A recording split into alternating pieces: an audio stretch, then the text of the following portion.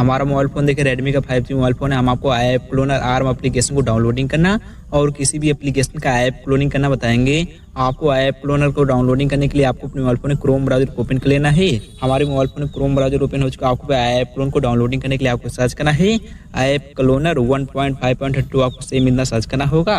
आपके सामने app clone के देखिए बहुत सारे वेबसाइट आ जाएंगे। आपको ऐप क्लोन को डाउनलोडिंग करने के लिए आपको फर्स्ट वाली वेबसाइट पर क्लिक करना है ऐप क्लोनर R1.5.2।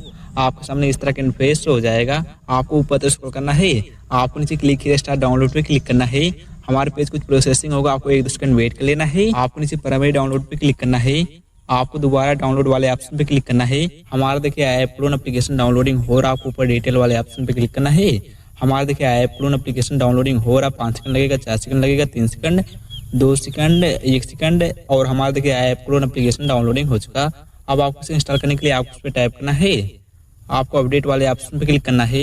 हमने ऐप क्लोन को पहले से डाउनलोड किया, हम इसलिए अपडेट की। हमारा देखिए ऐप क्लोन एप्लीकेशन इंस्टॉलिंग हो रहा है। देखिए